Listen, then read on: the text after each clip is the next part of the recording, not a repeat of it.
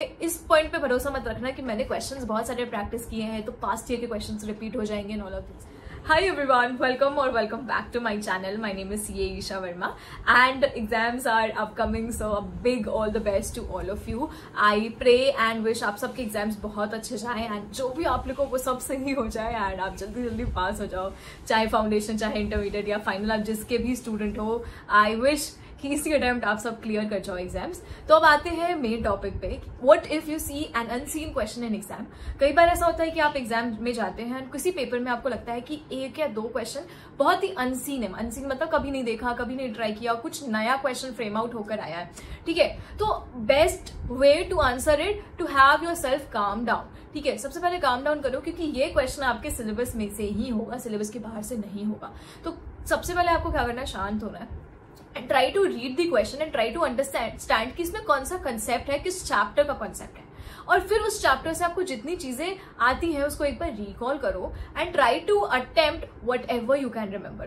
कभी कभी क्वेश्चन में ना 2-3 चैप्टर के कॉन्सेप्ट्स मर्ज होकर आते हैं, तो आपको जितना मैक्सिमम याद आ जाए, आपको फॉर्मूला याद आ जाए फॉर्मूला लिख दो, जितना मैक्सिमम आ जाए उस क्वेश्चन को अटेम्प्ट करो एंड अपने कंसेप्ट पे वो भरोसा रखो। कभी भी एग्जाम में इस पॉइंट पे भरोसा मत रखना कि मैंने क्वेश्चंस बहुत सारे प्रैक्टिस किए हैं तो पास्ट ईयर के क्वेश्चंस रिपीट हो जाएंगे एंड ऑल ऑफ दिस। अपने कंसेप्ट पे ही भरोसा रखना एंड ट्रस्ट में अपने कॉन्सेप्ट पे भरोसा रखोगे, यू कैन इजिली आराम से बिना पैनिक हुए एग्जाम को आप अटेम्प्ट कर पाओगे, ठीक है। इसके अलावा आपको बता दूं, प्रैक्टिकल में भी एंड प्रैक्टिकल के साथ साथ थियोरी में, दोनों में ही स्टेप मार्किंग होती है, थियोरी में भी होती है। सो अगर प्रैक्टिकल में नोट्स है तो नोट्स के भी 1 to 2 मार्क्स होल्ड होते हैं उस क्वेश्चन में।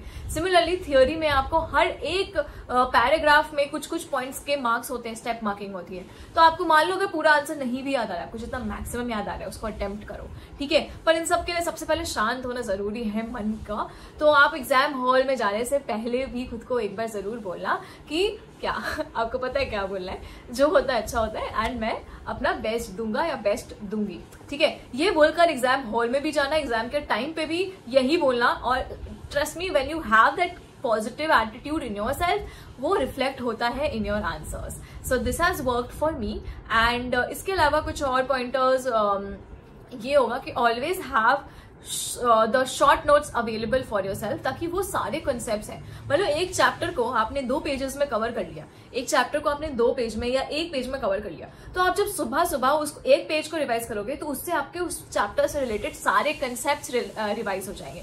तो इससे क्या होगा कि एग्जाम हॉल तक वो आपके दिमाग में रिटेन रहेगा। तो ट्राई करना एग्जाम के पहले जो आपको 1.5 दिन का रिविजन टाइम पीरियड मिलता है, उस टाइम पीरियड में आप पूरा मैक्सिमम सिलेबस जितना रिवाइज कर सकते हैं वो कर लेना, ताकि आपके एग्जाम से पहले वो फ्रेश रहे। And I will keep the video very short ताकि आपका ज्यादा टाइम वेस्ट ना हो। And see you all in the next video. Do let me know आपको कौन सा टॉपिक पे नेक्स्ट वीडियो चाहिए।